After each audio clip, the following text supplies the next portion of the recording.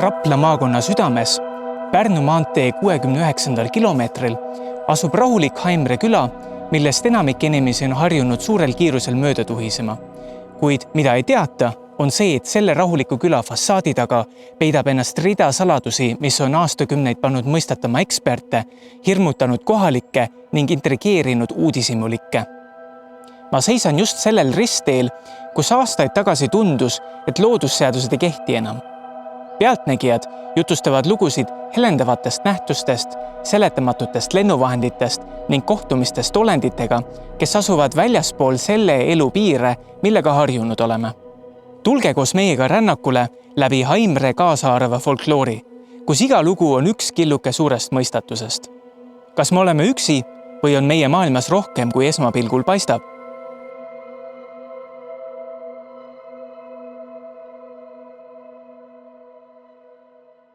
Ühel 1989. aasta kargel oktoobrikuu hommikul kujunes rutiinne piimavedu kõike muud kui tavaliseks. Kui koiduvalguse saabudes taevas oranžiks hakkas värvuma, asus Rapla autobaasis teele kogenud 40-aastane piimaautojuht Toomas Vendel. Piimaauto, mille roolis oli Toomas ning kaasreisijaks laboritehnik Laine Piilov, oli saamas just üheks Haimre kõige hämmastavama parajuhtumi keskpunktiks. Kui nad lähenesid Haimre teeristile, katkestas nende tavapärase tööpäeva eemalt paistev seletamatu valguskuma. Ma olen Agu Raadik ja olen Haimre küla põliselanik, kes on elanud juba siin 72 aastat. Kui oli just vabariik tekkimas, siis juhtus selline asi Tallinn-Pärnu maanteel. Tuli piimaauto keeras Haimre peale ja järsku auto jäi seisma ja enam ei käivitunud ja need piimamees ja laborant kõrval nägid imelikku olendit või asjandust seal teeristmiku peal. Seal, keset maanteed, seisis suurt tünni meenutav objekt, mis oli pealt hõbedane ning alt tumedam ning mida ümbritses müstiline udu. Toomas ja Laine märkasid järsku salapärase objekti kõrval 2 kuju, kes ei meenutanud inimesi. Neil olid pikad käed, kumer ülaosa ning keha, mis oli justkui kaetud metallist kangaga. Õhk oli paksult pinget ning hirmu täis ning ei Toomas ega Laine saanud suust välja ühtki sõna. Nad jälgisid justkui hüpnotiseeritult, kuidas olendid lehvitasid käsi ning tõid kuuldavale ebamaist krigisevat heli, seda võib-olla suhtlemiseks, võib-olla hoiatuseks. Mina olen Inga ja mina olen praegu selle Haimre rahvamaja juhataja juba nüüd aasta ja 2 kuud. 89. aasta, minu meelest oli see sügis, oli meil selline UFO juhtum siin Haimres. Ma neid inimesi isiklikult ei tunne, kes autojuht, piimaautojuht ja laborant olid. Ma neid inimesi nägupidi tean, aga neid inimesi praeguseks enam siin ilmas ei ole.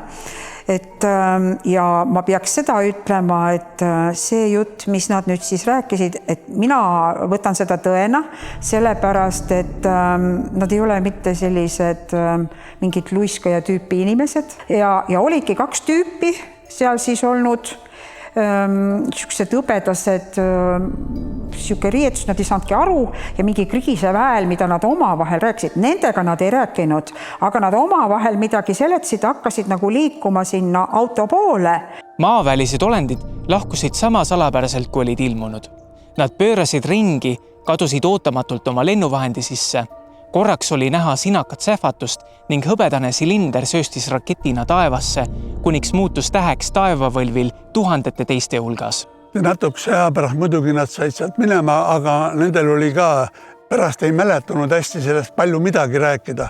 Kuid hiljem käisid siin Jaapani uurijad kohal, uurisid seda kohta, kus see oletatav asi oli, ilmselt see oli ka tõsi, siis see radioaktiivsus selle koha peal oli tunduvalt suurem kui ümbruskohal. Ja hilisemalt naised, kes lüpsma läksid hommikul varasin 4-5 paiku, nägid ka imelikke selliseid lendavaid kehi siin Haimre kohal liikumas.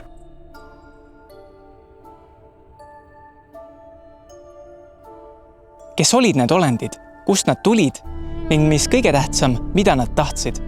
Need küsimused jäävad vastuseta. Alles jääb vaid jahmatav mälestus kohtumisest, mis seab meie arusaama reaalsusest kahtluse alla.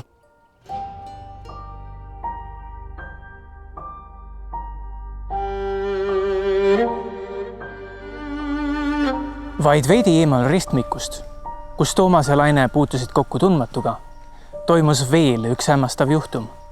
See lugu viib meid vanasse Haimre mõisaparki. 4. oktoobri 1989. aasta õhtul, kui Haimret kattis hämarik, sai sellest rahulikust pargist hämmastavate mõõtmetega sündmuse toimumiskoht.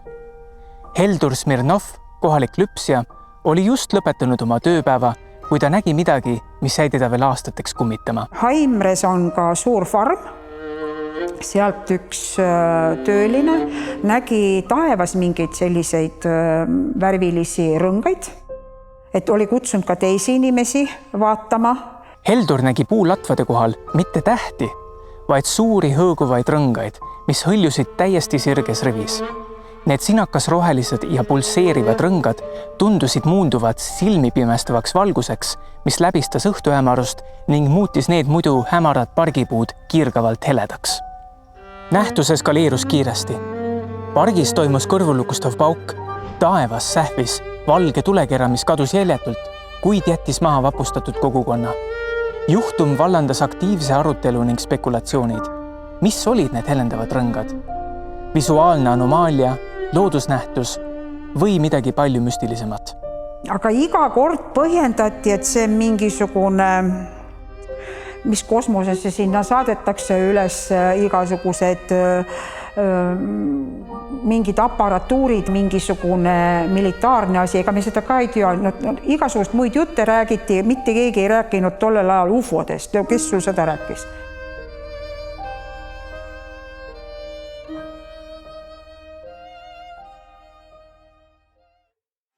Kolmas Haimre UFO-kontakt leidis samuti aset siin mõisapargis. 1989. aasta oktoobris, ühel rahulikul sügisõhtul, kui Haimre küla juba vaikselt tunnesuikus, koges kohalik talupidaja Maire siin midagi jahmatavat. Siin pargi üksinduses sattus Maire silmitsi 2 helendava humanoidiga. Need olendid, kes polnud pikemad kui lapsed, hõõgusid intensiivse metallse säraga pargipuude vahel. Üks neist tõstis käe ning lausus sõnad, mis kõlasid ettekuulutavalt. Sinust saab uus inimene. Hirmust šokis Maire vehkis eitavalt kätega ning põgenes. See oli jahmatav kohtumine, millest jäi talle rohkem küsimusi kui vastuseid. Kes olid need olendid ning mida tähendas nende salapärane sõnum? See, mis nagu ajakirjanduses on jooksnud selle Tamme Maire, et temal nagu kuskil seal töölt koju tulles olid mingisugused eki sees olnud, et vaat seda ma nüüd ei võta päris tõe. Nad pärast jooksis seda infot, et seal olid oma külamehed seal teinud seal kile ümber pannud ja olid teinud pulli talle, et natuke nalja, et kuna sellel ajal mingisugused UFO teemad siin olid, et siis tegid talle mingisugust nalja. Et see vist on niisugune naljalugu. Lõppude lõpuks võib piir faktide ja folkloori vahel sageli ehmastuda väikeses kogukonnas, kus külalood on sama oluline osa igapäevaelust kui piima ja leiva ostmine poest. Seda rääkis minu oma sõbranna, see mõni aasta tagasi, ka sügisene aeg, siuke pime aeg. Nemad läksid abikaasaga Alevist kütet tooma, tulid tagasi. Ja siis meie seal loisupõllu kohal oli üks lendav objekt, aga mitte kõrgel, vaid täiesti nähtavalt madalal. Ei mingit heli, mitte midagi. Valgus, niisugune elendav objekt, niimoodi seisab seal, tuleb nagu nende poole ja siis järsku pani minema. See on, seda ma võin küll nüüd pea anda, et minu sõbranna küll ei valeta.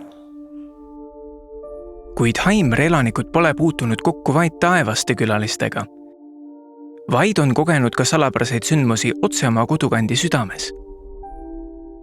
Haimre rahvamaja seinad peidavad endas aastakümnete jooksul kogunenud kummalisi juhtumeid ja varjatud lugusid, mis nüüd ootavad päevavalgele tulemist.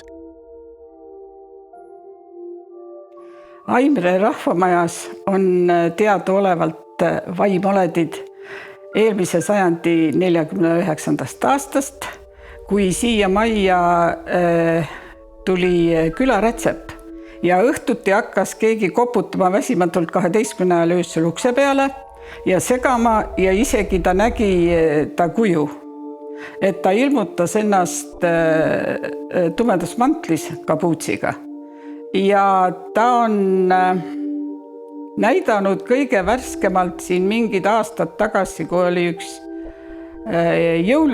külade jõulupidu oli ja üks väike Oskar tuli mu juurde, ütles, et tädi, tule vaata, et üks onu istub laval selle klaveri tooli peal ja keerutab oma silmi. Aga mina teadsin kohe, kellega tegemist on ja läksin muidugi lapsega kaasa lavale ja siis ta ütles mulle pettunult, et näed, teda polegi siin enam. Jah, ma ei näe neid, aga ma kuulen. Ma kuulen, kui ma olen üksinda majas, siis eriti veel. Kui ma olen üksinda majas üleval teisel korrusel oma kabinetis, siis ma üsna tihti kuulen, et keegi tuleb alt uksest sisse. Ma olen 2 korral käinud vaatamas, et äkki see inimene tuli, aga võib-olla ta otsib mind ja ta ei leia mind, et ei oska üles tulla kohe. Tulengi vaatama, et kas see inimene eksleb siin kuskil all siin korrusel. No mitte kedagi ei ole, ometi ma kuulsin, et uks käis. Ja siis ma olen kuulnud samme tulema teisele korrusele, et põrand, trepiastmed, meil on vana trepp, vana maja, ikka mingi naks on vaata selline, ikka tuleb kõrgemale niimoodi. Ja siis on mitu korda ka niimoodi olnud, et kui me oleme majast läinud välja, ma olen ukse kinni pannud, lukku pannud niisugusel pimedal ajal ja siis õues vaatad, et järsku läheb lamp põlema.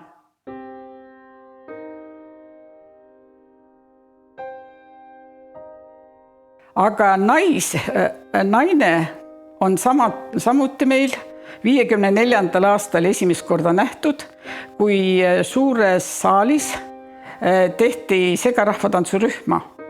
Ja siis äkki vaatavad sinna lava poole ja näevad, kuidas üle lava läheb niisugune taljesse töödeldud pika maani seelikuga, natuke puhvis varrukad, noor daam, kena daam.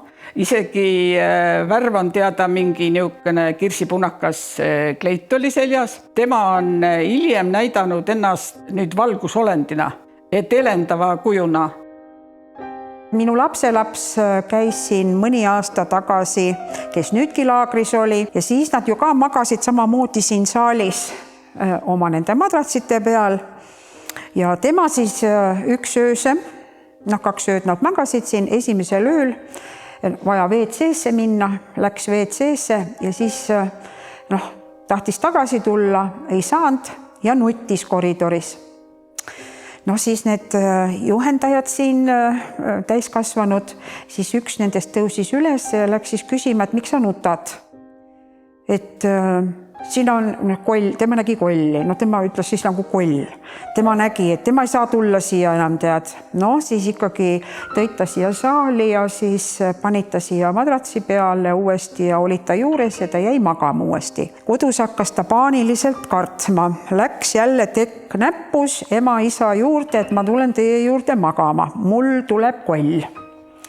Ema tegi muidugi nalja, et mis on see koll välja näeb, et see on nii nagu seal Karlssoni filmis lina üle ja siukene lendab, tead. Et siuke koll või? Ei, see oli naiste rahvas, see oli valge kleidiga, siuke naiste rahvas, oli siin, tead, käis meie vahel siin. Ja mida ma olen tähendanud seda, et nad ei ole pidevalt siin, nad ilmuvad majja, kui rohkem rahvast on koos. Kaua aastaid siin nad küsisid mu käest ringijuhid, et pelgavad seda maja, et miks nad siin on, et kas ära ei saaks saata. Siis öeldi mulle kanaldaja kaudu sealt ülevalt, et nad on väga heatahtlikud, neile meeldib see koht siin ja nad lihtsalt hoiavad seda kohta.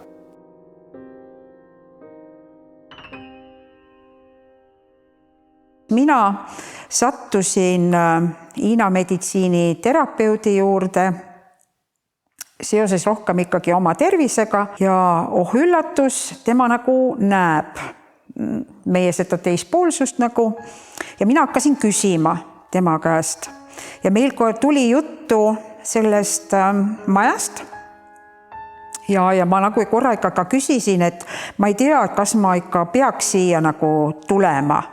Ja siis tema ütles minule selle peale, et sa pead sinna minema, sest sa saad hakkama.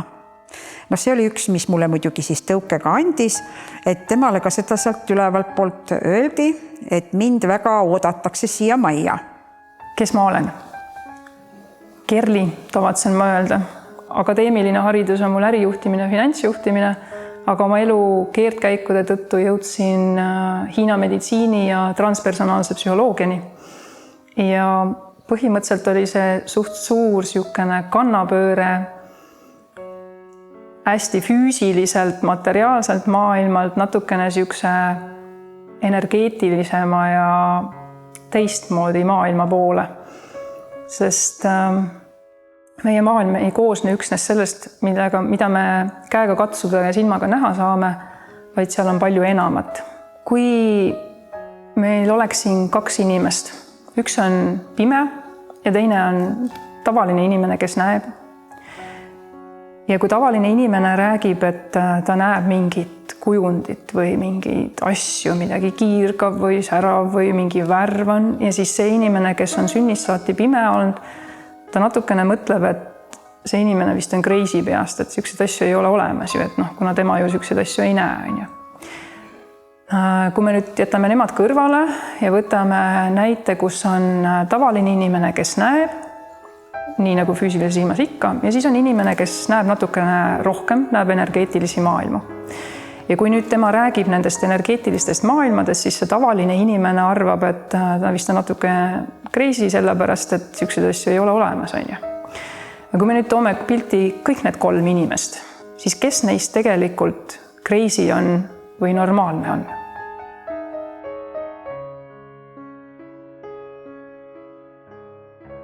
aastal, kui ma tegin sügisel kohapärimuskursuste lõputööks Haimre rahvamaja vaimolendid, siis vahetult ennem seda üldse me ei teadnud, et meie majas on üks väike vaim, tüdruk. Eelmine sügis nüüd, 2023, et oli jälle üks lapse sünnipäev siin ja tema vend oli 4-aastane ja lapsed suures saalis kõik mängisid. Ja see poiss, Kristjan on ta, mängis nagu lava ees oma ette seal ja äkki hakkas haledalt nutma. Ja ema läks ta juurde ja küsis, et mis sul viga on, ja siis ta rääkis, et üks väike niuke heleda kleidiga ja punupatsidega pisik tüdruk mängis muga, tantsis mulle kõik ja esines ja järsku tõusis lae alla. Kõige lihtsamini minu puhul need asjad käivituvad siis, kui keegi millestki rääkima hakkab.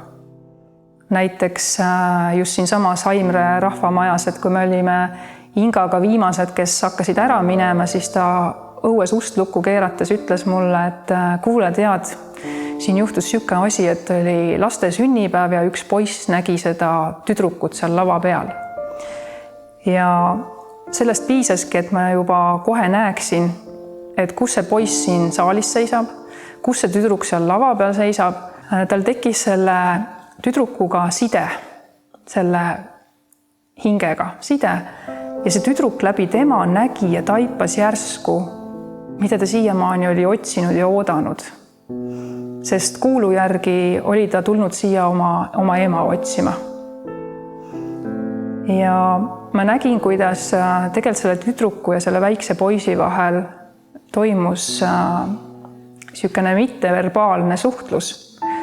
Ilma, et see poiss oleks midagi öelnud või tüdruk oleks midagi küsinud, aga see infovahetus oli selline hästi kiire ja järsku ma nägin, kuidas see tüdruk taipas, mida tal teha vaja on, kuhu tal minna vaja on.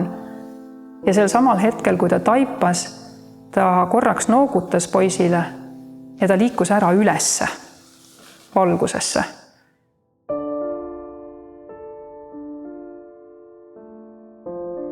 Ja kui ma olin koju jõudnud, siis hakkasin katlale tuld tegema ja puid sinna visates järsku ma näen, et see tüdruk tuleb tagasi.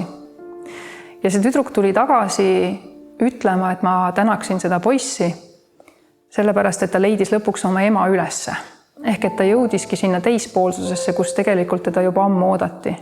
Tema lahkumine, selle tüdruku surm pidi olema selline natuke ootamatu, et ta ei saanud aru, et ta on surnud ja sellepärast ta tuli ilmselt siia ekslema ja otsima oma ema, ehk et rahvamaja oli siis tema jaoks see tuttav koht.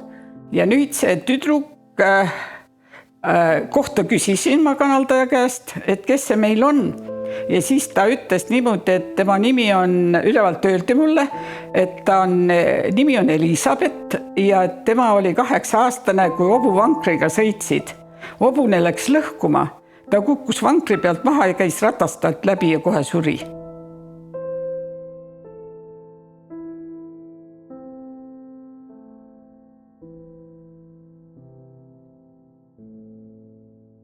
Läks veel mingid päevad mööda, kui see tüdruk tuli tagasi ja ütles, et ta tahaks tänutäheks mind viia kuhugi. Ja ta võttis mu kaasa.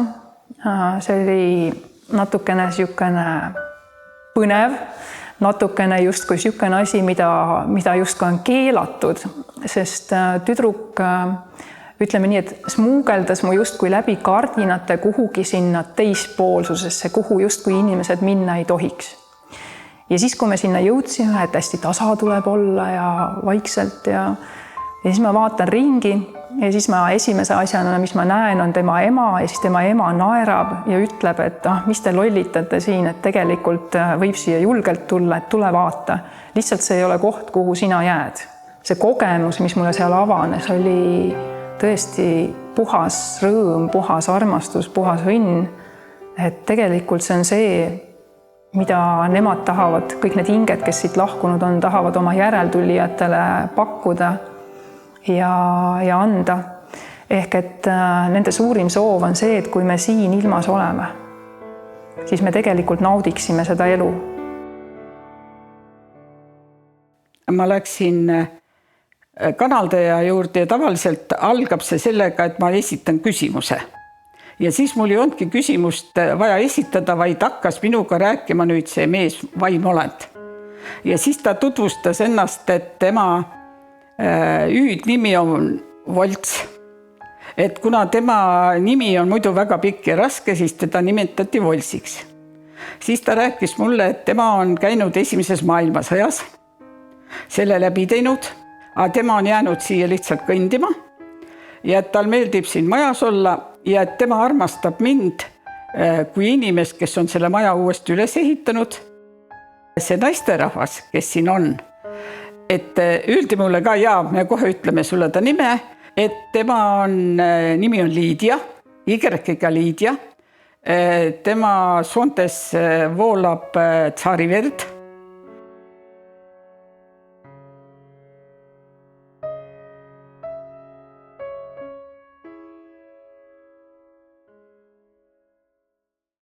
Aga kes meil täna siin koos on, et oskate natukene võib-olla öelda? Kas nad vaatavad seda intervjuud pealt? Ja kohe astus edasi 17, ette astus 17. sajand, kõik kummardavad pidulikult. Et nüüd tuleb see nii-öelda Volts. Tema kummardab maani ja tegelikult ta kummardab maani teie ees praegu.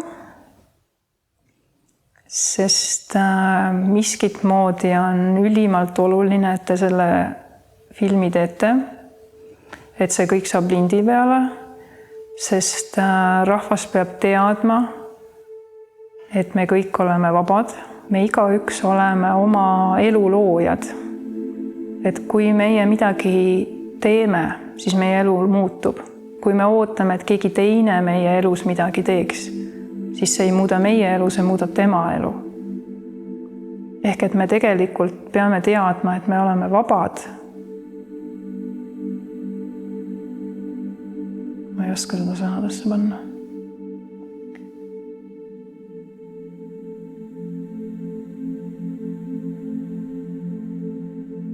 Me oleme vabad.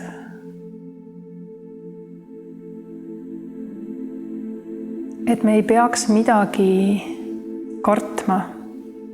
Kui me lõpetame kartmise, siis me oleme oma vabaduses. Nii kaua, kui me istume hirmu all, nii kaua meie elu edasi ei liigu. See on see, mida energeetiline mõõde tegelikult tahab meile öelda. Ma ei oska seda välja öelda niimoodi kuidagi lihtsalt ja lühidalt, aga ma saan aru, mida nad tahavad edastada. no nüüd nad avasid mingi portaali, et energia tuleb alt üles meeletult suure sambana lihtsalt.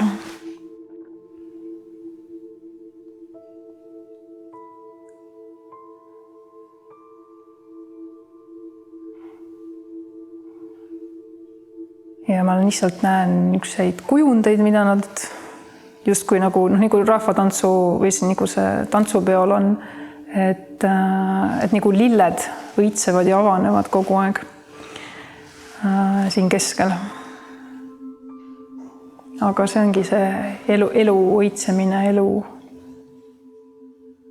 elu muster, elu väärtus. Elu peabki õitsema ja elu on kogu aeg muutumises. Ja see ongi kogu elu mõte, et me peame olema selles kulgemises. Meil ei tohi olla neid fikseeritud ideesid või ihasid või eesmärke, mille poole liikuda.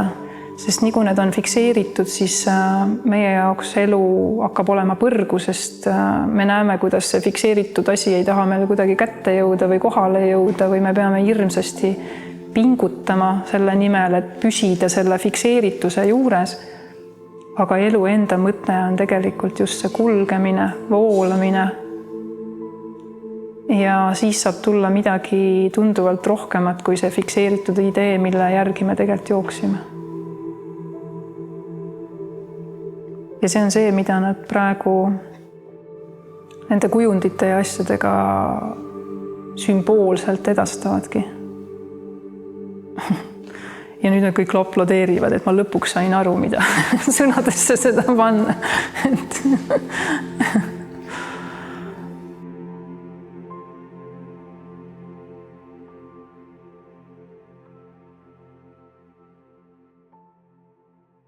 Aga ma pean jälle seda ütlema, et siin majas saab töötada ainult see inimene, kes usub neid asju.